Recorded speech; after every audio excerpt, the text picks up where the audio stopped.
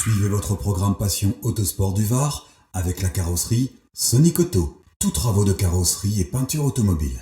Sonic Auto, 83 340, le Canet des Morts. Salut les amis et quel plaisir de vous retrouver sur Passion Autosport du Var pour ce nouveau reportage. Aujourd'hui, on est accompagné d'Escort Girl. Alors vous avez vu, Nico qui a la petite rouge va nous en mettre plein la vue et le père François, il va nous parler un peu de la Mexico, mais on avait déjà fait un reportage dessus, donc la priorité, ça va être celle-ci. Nous sommes au château de Lomérade et Marie-Catherine va nous raconter l'histoire de ce domaine, car vous allez voir, il y a une petite anecdote très intéressante. Ça concerne ces gros trucs qui montent juste au-dessus de moi, oui, les platanes, et c'est Henri IV qui les a plantés. Marie-Catherine va tout nous dire. Ça va être un grand plaisir sur Passion Autosport du Var, on va se régaler.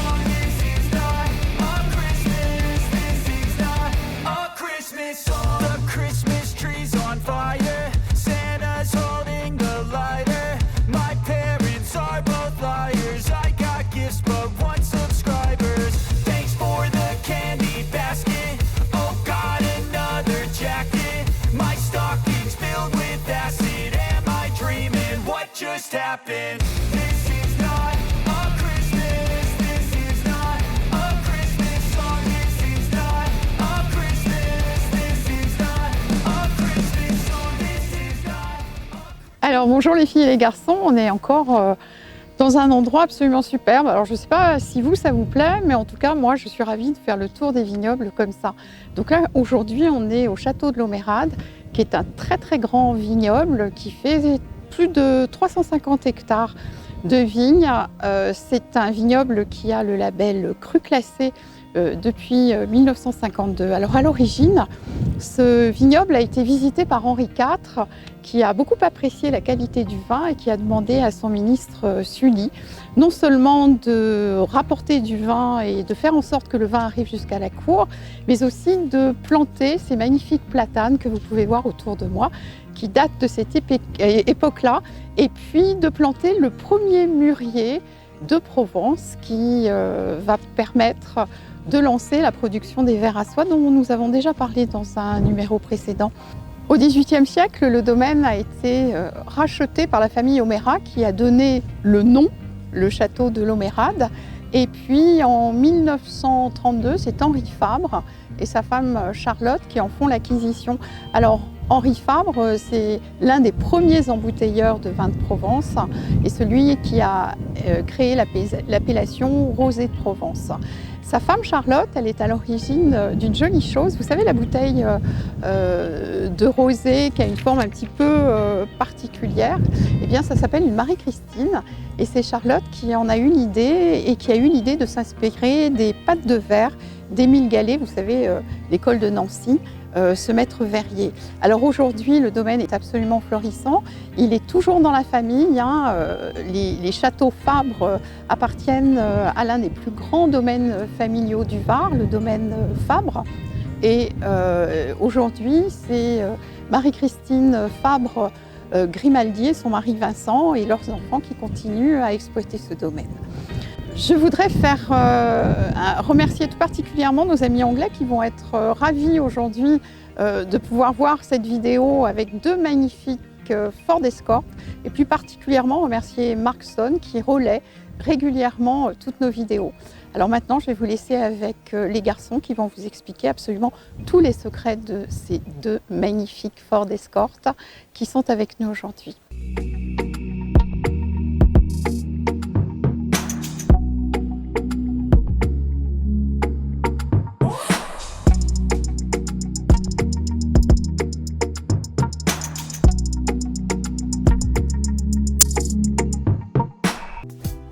Bon, aujourd'hui, des escort girls évidemment, mais ça c'est Mathieu qui a décidé de dire ça.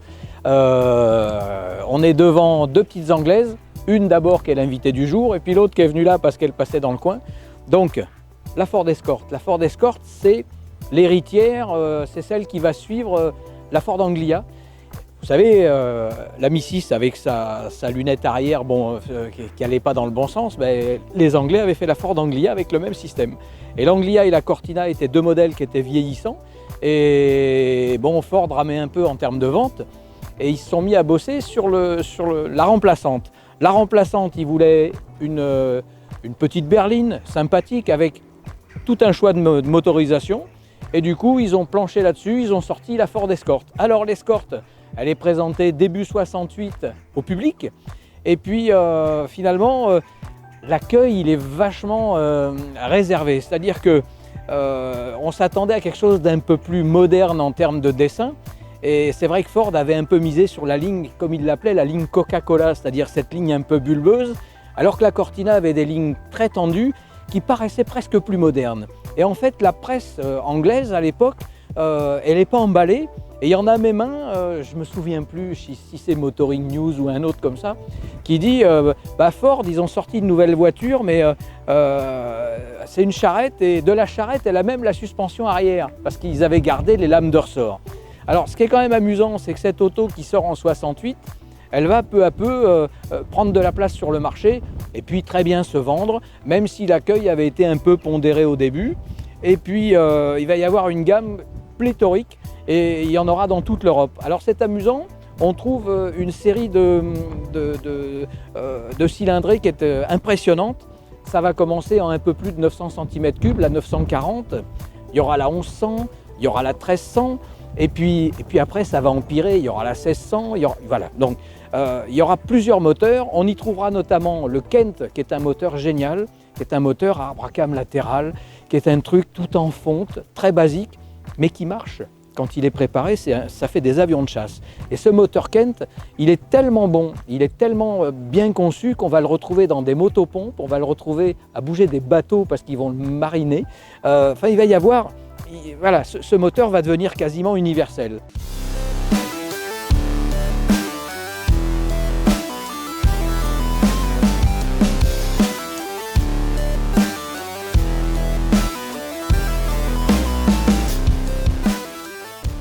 Donc l'Escort hérite du Kent, et puis évidemment les Anglais c'est des gens passionnés d'automobile, donc quand l'Escort est en train de faire ses premiers tours de roue discrètement dans la cour de l'usine à Boréam, il y a des mecs du service course qui sont à la fenêtre et qui voient passer les voitures et qui vont faire comment ça s'appelle, le siège du service prototype en disant il faut nous en passer une parce que la 940 et la 1100, la 1300 c'est bien gentil, mais on veut absolument remplacer la Cortina Lotus et il nous faut, voilà, on en veut une pour regarder ce qu'on peut mettre comme moteur.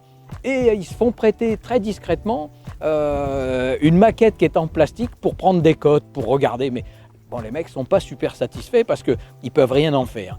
Et puis il se passe quelques temps et ils voient toujours passer des voitures qui sont des prototypes dans la cour. Et il y a un moment où ils finissent par en récupérer une pour un week-end. Et là, l'histoire, elle est savoureuse. Ils ont préparé un moteur et une boîte de Cortina Lotus qui sont dans le coin de l'atelier. Ils récupèrent un proto qu'on leur prête pour le week-end. Ils viennent en dehors des heures, l'usine est fermée, et ils montent un moteur, une boîte de Cortina Lotus, un pont court, dans une Escort, et ils vont faire un tour. Et ils s'aperçoivent que c'est un mélange détonnant. Et le lundi, ils arrivent et ils vont à la direction des opérations en disant « on a fait ça, c'est génial et ça marche ».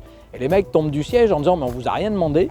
Et les autres insistent. Et finalement, ils vont obtenir l'autorisation de fabriquer la Twin Cam. Et c'est assez, je trouve ce cheminement est très à l'anglaise, c'est des passionnés, les mecs qui visent déjà le coup de faire une voiture de course.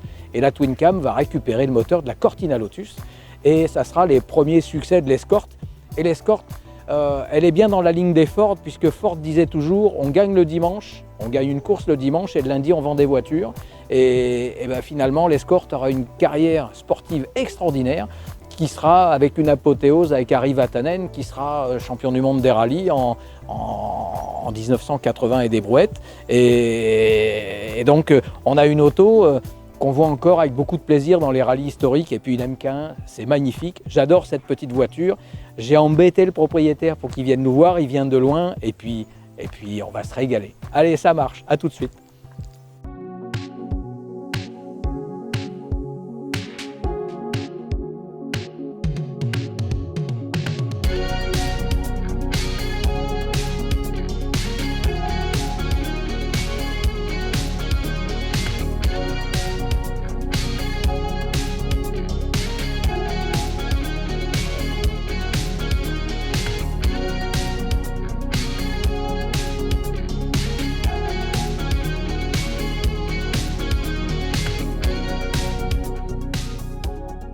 Salut Nico. Bonjour. Quel plaisir de te voir et quel plaisir de rencontrer cette belle escorte. Un plaisir pour moi aussi. Alors, tu nous viens de loin quand même, Aix-en-Provence? Bah ouais, C'est pas à côté les enfants. c'est pas très très loin, mais bon. Alors avant vraiment de détailler toutes les spécificités vraiment de la Ford Escort avec François, qui s'impatiente derrière la caméra, il y a une histoire qui m'attire vraiment dans ta passion, c'est une histoire de famille. Cette voiture, c'est ton papa qui l'achète. C'est ça. Est-ce que tu peux me raconter l'histoire et comment elle est encore là aujourd'hui? Alors c'est mes parents qui l'ont acheté à la fin de l'année 1971. Elle a été livrée neuve en décembre 1971. Elle a été achetée en concession Ford à Aix-en-Provence. Ouais. Et du coup, elle est toujours restée dans la famille. Donc alors Il y ton a- papa il a roulé pendant Il a combien roulé d'années? pendant entre 12 et 14 ans avec. Mon frère aîné l'a récupéré à la fin des années 80. Il a roulé 2-3 ans avec. Et mon deuxième frère dans les années 90. Et moi je l'ai récupéré en 2000. Alors là par contre toi quand tu la récupères, elle a besoin d'un petit rafraîchissement, C'est ça. un petit lifting. Oui. Donc alors qu'est-ce qui a été fait Surtout dessus? la carrosserie, il y avait pas mal de rouille dessus, donc la rouille a été reprise. On a fait une peinture complète. Ouais, mécaniquement. Mécaniquement, il y avait toujours la mécanique d'origine à l'époque qui fonctionnait, mais bon, qui commençait à fatiguer. Donc en 2009, avec un ami, on a refait toute la mécanique, toute la partie moteur, quoi. On a tout démonté, on a tout remplacé. Et plus récemment, il y a un peu plus d'un an, j'ai refait tout ce qui est train roulant. Ouais, bon, des trucs, voilà. Ouais, voilà. Et, là, c'est- L'intérieur par contre il est dans son jus. Oui, c'est ça. Alors vous allez voir quand Il on va est- faire le tour de caisse, c'est quand même impressionnant. Et moi ce qui est vraiment beau c'est que voilà, c'est une voiture que tu as dormi dedans quand tu étais bébé.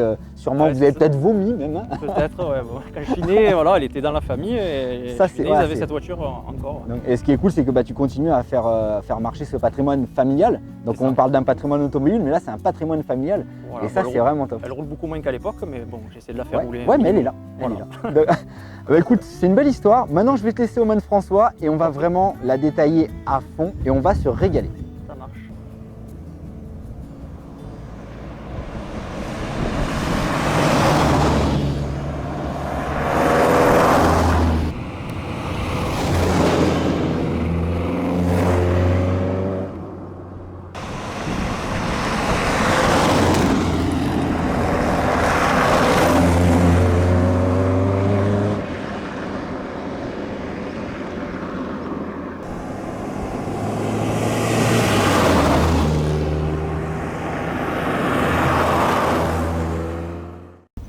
Bon, d'abord, j'ai deux choses capitales à vous dire. C'est qu'ici, il y a un vent à décorner tous les cocus du coin. Donc, il y a un peu de bruit dans les micros, ne vous inquiétez pas.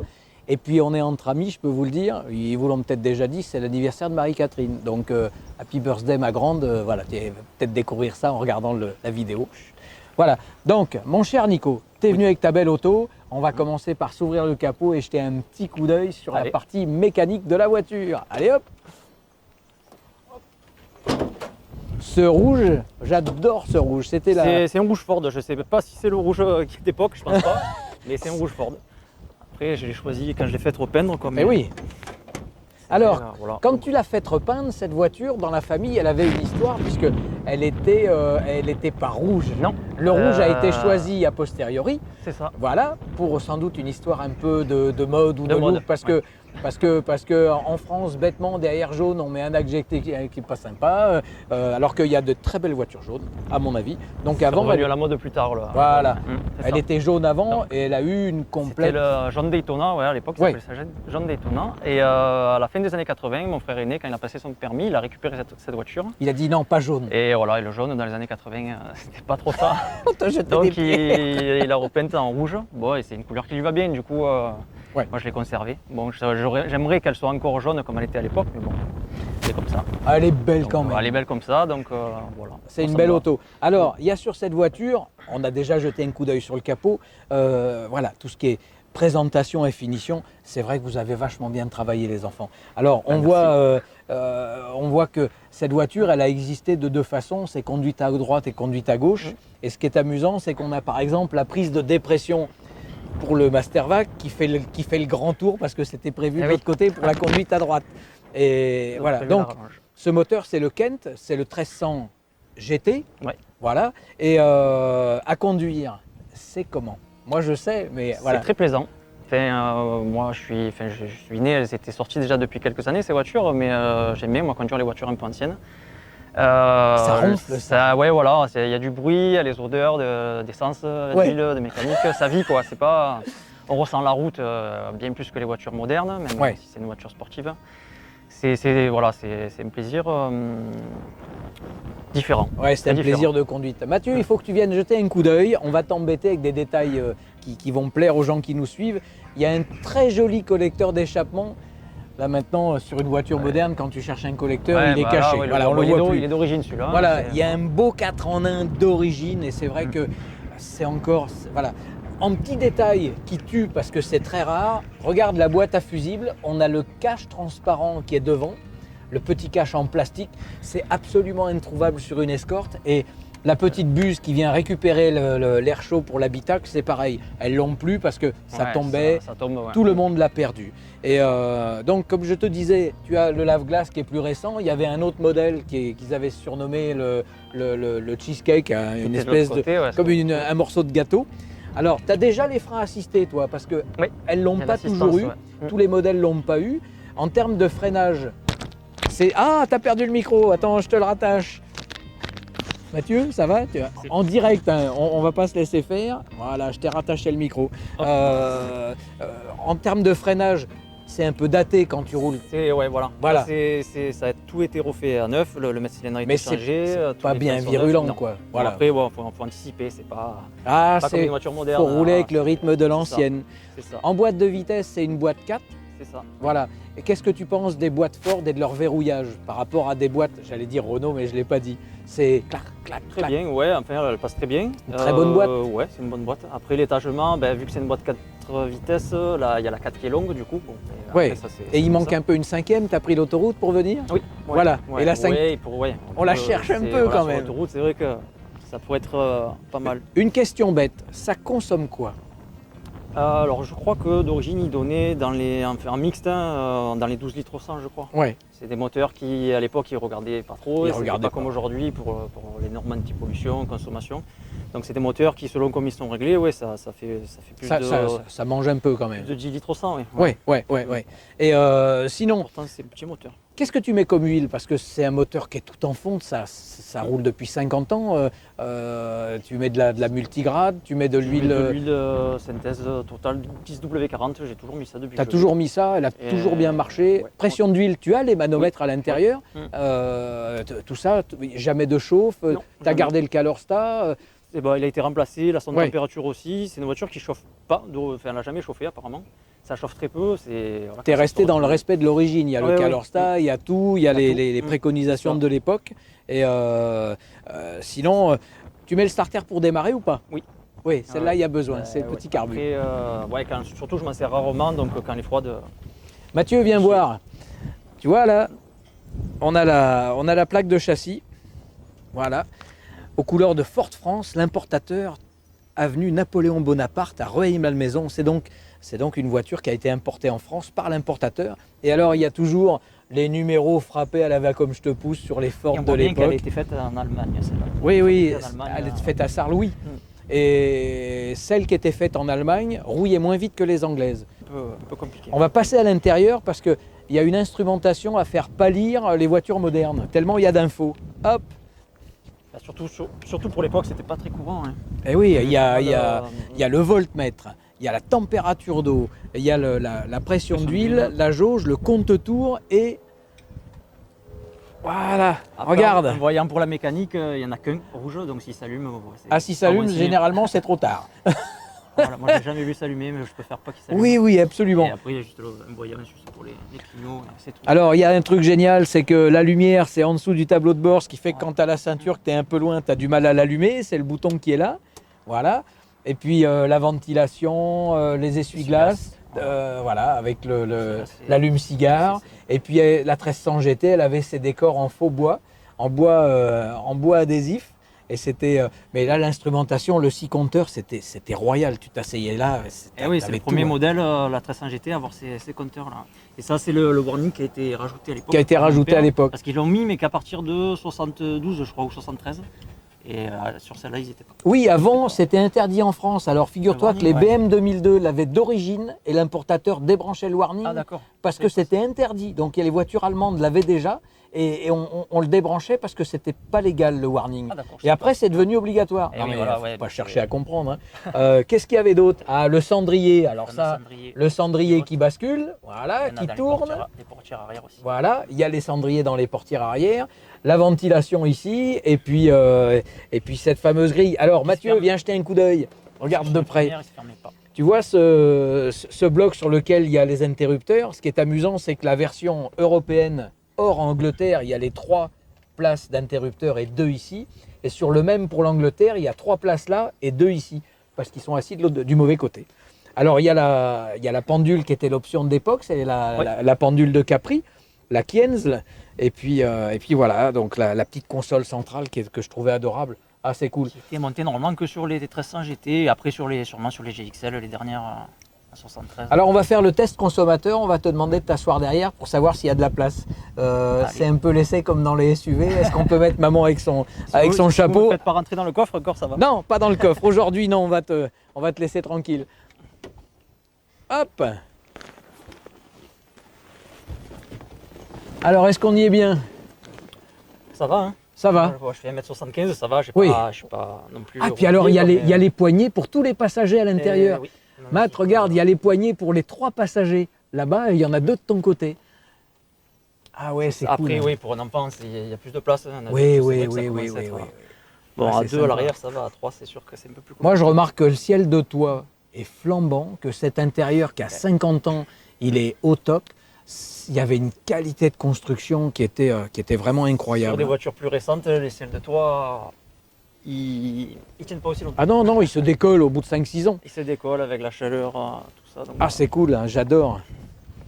Alors, vous remarquerez quelque chose, ça c'est pour les gens qui les connaissent bien. Sur les Ford Escort de cette époque-là, ils commençaient déjà à faire quelques économies. Regardez, vous voyez le petit logo Ford qu'il y a ici, il y a l'embouti dans le bas de caisse. Eh bien, ce logo Ford, il est toujours du côté passager parce que le conducteur n'y a pas droit parce qu'il sait déjà que c'est une Ford. Et il n'y en a qu'un, c'est celui-là. Et sur les voitures anglaises, il était de l'autre côté. c'est pour ça, il y a l'emplacement des deux côtés. Il y a l'emplacement des deux côtés. Tu avais remarqué ça? Et au tout début, je pensais qu'il était absent. Non. Et Il y on a m'a dit qu'un non, il n'y en a côté. qu'un. Donc j'ai dit bon, ok. C'est pour ça que. On se fait l'ouverture du coffre, mais en fait, on va tricher parce que il est flambant, il est comme la voiture. Tu nous ouvres le coffre? Avanti.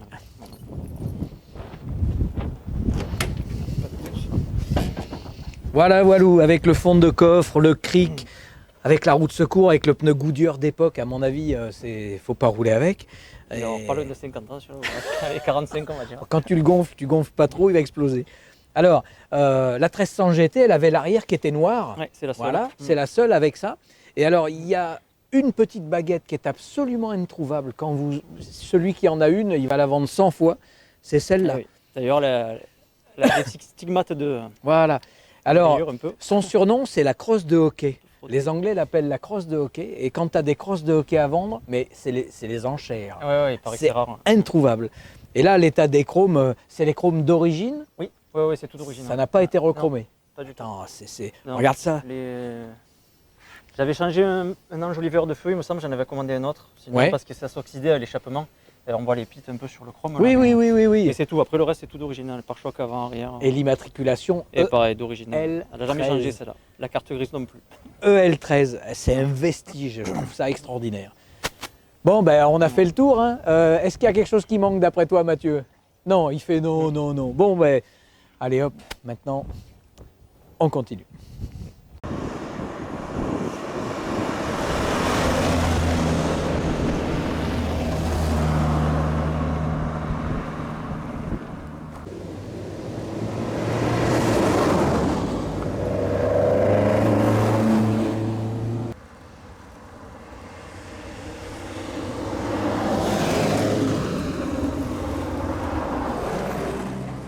Bon, Nico, on a là une version énervée et une version d'origine. Et c'est bien l'origine parce que ça dure 50 ans et c'est toujours là. Et du coup, on va se faire un petit jeu d'essai de différence. Ça te dit? Allez. Entre sous le capot de celle-là et de celle-là. Vous nous suivez? Donc, par rapport à la tienne, déjà, il y a avance un peu qu'on ait la lumière. On a une paire de carbus. C'est vrai que les Solex double corps made in Italy d'époque des années 70, clac clac, avec la pipe qui va bien. C'est une pipe Alquati, je crois, c'est ce qui était frappé dessus. Toi, c'est un double corps, un 32 Weber. Un 32 Weber, voilà. Et Donc, ça a été modifié d'origine, il n'y a qu'un là. ah, normalement, il y a quasi, c'est un 36 qu'il y a, c'est un petit carbu. Sur le Mexico. Ouais. Oui, mais là, il n'y a qu'un carbu, donc là, il y a, voilà, là, il y a 2 doubles corps avec le régulateur de pression. Par contre, elle a la pompe électrique et toi, tu as une pompe mécanique. C'est la pompe sur le côté, voilà, voilà. Le radiateur, c'est vrai que le tien, bon, en cuivre, allez, voilà, il aurait du mal à suffire parce que ça a tendance à développer un peu. Et puis on a un point commun, c'est le 4 en 1 parce que même si celui-là il est d'un diamètre supérieur, c'est vrai qu'il y a le pot, on va aller jeter un coup d'œil pour pouvoir faire la bascule. Tu remarqueras que moi aussi j'ai la canule qui récupère l'air chaud, mais j'ai pas le petit cache transparent sur la boîte à fusible. Bon, Mathieu voulait qu'on se fasse les différences de l'intérieur. Regarde, j'ai même pas enlevé le blouson sur le siège. Le bloc compteur, c'est le même avec une différence. La Mexico et la RS 2000, le compteur allait jusqu'à 200, alors que c'est 180 sur l'autre. Et sinon, la distribution de l'essuie-glace, des lumières et tout, c'est quasiment la même chose. Ce volant qui était le volant RS, on le retrouve sur certaines Capri aussi, et on le retrouve sur la RS 2000. Donc le volant était différent. Et puis les sièges, c'est des baquets de l'époque. Et puis celle-là, elle avait la moquette aussi. C'était une version luxe dans les Mexico. Mais elle a l'arceau Ford d'époque. Et je crois qu'avec cet arceau, personne n'a jamais réussi à s'asseoir sur les places arrière. Elles sont dans le même état que celles de notre ami Nico. Voilà, voilà, on a fait le tour. Et j'ai la montre de Capri aussi. Et la petite console. Vous voyez, donc il y avait quelques options aussi dans celle-là. Génial. Ben, c'est 2 cousines très proches. Allez hop.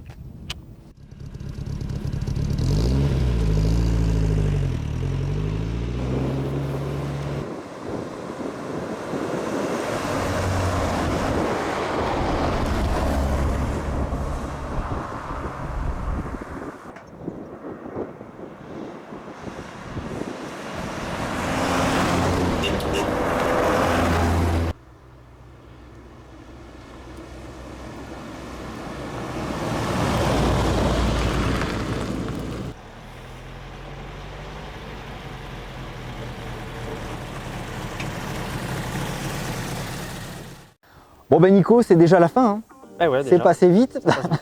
Et je crois qu'il va rentrer très vite aussi. Bah écoute, merci pour ce partage de cette passion qui t'anime, cette passion familiale et ce patrimoine automobile donc, qui fait toujours la richesse de notre passion à nous tous et tous ceux qui nous suivent. Donc c'est vraiment un régal de recevoir des mecs comme toi. Merci. Et puis ben, prends-en soin le plus longtemps possible. Oui, ça, je vais la garder. Tu as des enfants? Non. Donc, parce que j'allais dire là, il y avait peut-être une. J'ai des neveux et nièces, donc voilà. Eh ben, mais bon, je vais la garder. Les neveux, là, les nièces, hein. vous la gardez celle-ci, hein, parce que c'est vraiment une belle histoire de famille. Faut pas qu'elle parte de la famille, c'est ça. Bon, mais merci beaucoup en tout cas, ça m'a fait plaisir. C'était un plaisir. Voilà. Tu reviens quand tu veux. Pas de souci. Et puis, ne quittez pas parce que j'ai un nouvel énergumène à qui on a changé les piles, qui est en train de se pointer avec une Porsche un petit peu bizarre. Et c'est pour vous parler de la journée du 27 mars qu'on organise en partenariat avec le Speedkart hier et Laurent Noulot. Donc, le temps qu'il arrive, on coupe et je le reprends. Ça vous va? Allez. Qu'est-ce que c'est que cette rapanelle encore là? Qu'est-ce que c'est que ce truc là? Mon Dieu, mon Dieu, mon Dieu.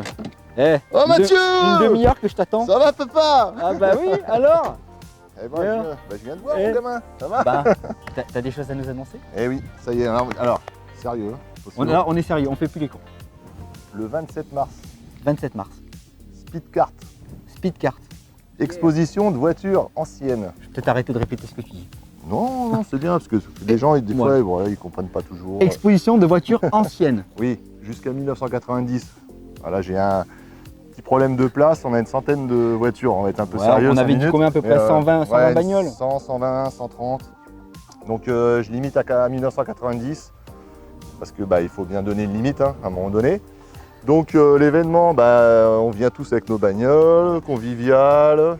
C'est un petit peu différent de certains événements automobiles parce que là, on veut vraiment un truc à la bonne franquette, un truc convivial. Ouais. C'est-à-dire que c'est le rassemblement du dimanche entre potes. Voilà. Donc toi, tu vas venir avec ton groupe de musique? Alors moi, oui, je viens avec mon groupe de musique histoire de mettre un peu l'ambiance vers le midi. Tu prends ma gratte? Voilà, je me rappelle que tu jouais un peu de guitare. Alors c'est moi qu'on trouvait dans les arbres avec une guitare, mais c'était toi qui en jouais normalement. J'ai l'escorte qui me démange. Alors je la gratte un petit peu, ça me soulage et ça m'arrange, mais ça fait pas très sérieux. Ah, j'ai encore loupé le dernier accord. Putain, c'est pas vrai.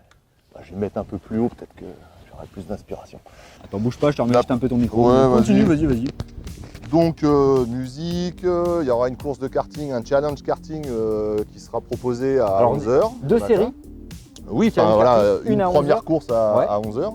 Et ensuite, si d'autres veulent le faire, il y aura Et l'autre à un deuxième 15h. challenge. Voilà. Donc avec récompense, coupe. Et Alors, tout important, pour anticiper vraiment le flux d'auto, essayez de réserver. Donc alors, c'est l'entrée est gratuite, hein, bien évidemment. Par contre, si vous pouvez réserver et nous dire je serai présent avec telle voiture, anticipez aussi peut-être le challenge karting, peut-être dire Non, on verra sur là on place, peut vraiment le voir sur place. Voilà. La restauration Euh, sur place aussi. La restauration, c'est surtout, en fait, la réservation, c'est surtout pour savoir s'il y a des gens qui vont manger. Donc, pour savoir si on est 40 ou 200 Eh oui. pour manger, parce que c'est pas pareil. Voilà, donc si vous pouvez au moins m'indiquer sur mon événement L'événement Facebook, que j'ai partagé, en fait. Voilà, que tu as partagé, que j'ai partagé. Donc, vous marquez que vous êtes présent, et puis si vous mettez un petit mot avec, comme quoi vous mangez sur place, ça serait bien. Ça serait encore mieux. Ça serait encore plus sympa. Voilà. Voilà. Et puis, Donc, et puis on va s'amuser. Bah, hein. j'ai hâte, voilà, je devais le faire il y a 2 ans, bon avec toute cette histoire de Covid, Ouais. ça a été annulé, donc j'espère que cette année on va pouvoir envoyer Non, du pâté. ça va là, être un, voilà, c'est comme on dit, ça va on être va un bien événement, s'amuser, faut voilà. profiter et on se prendra pas la tête. Ça sera du lolo, Non, quoi. bah Du voilà, grand c'est Mendes, histoire de comme on se dit. dire, voilà, un bon petit dimanche entre amis, entre passionnés. Qu'est-ce qu'il dit François? Oui, Il y aura François. des pom-pom girls. Bien sûr, alors c'est prévu, oui, bien sûr. Là pour le lavage des voitures avec les t-shirts mouillés, ça va pas se faire encore, on va attendre le mois de juin. Alors il y a Marie-Catherine qui s'est proposée voilà. pour le lavage de bagnole, mais... C'est en cours, c'est une idée qui est là, elle est pas loin. donc on y travaille. Ouais, Bon, ouais. en tout cas, alors on fait revite, donc 27 mars de 10h jusqu'à à peu près 17h on va dire. Ouais, parce que pour finir le challenge de 15h, Voilà. voilà, 17h. Donc venez nombreux et ça sera convivial à la bonne déconnade, de la bonne franquette et puis... Comme toujours, voilà, ouais. comme c'est ma façon de vivre. C'est voilà, ça, hein, donc c'est donc, comme ça. Merci Bon. messieurs. Allez, C'est fini. c'est Ciao. fini. C'est fini. Salut Lolo, on s'appelle hein. Eh ouais, ouais. Bah, je repars, je suis pressé. Hein. Ouais, bah oui, moi, bah. je roule pas trop. Enfin, bref. Ouais, ah, Ouais. tu parlais des Ford. Ouais, Eh. les fjords. Enfin, C'est bon. je sais même, c'était en quelle année ça?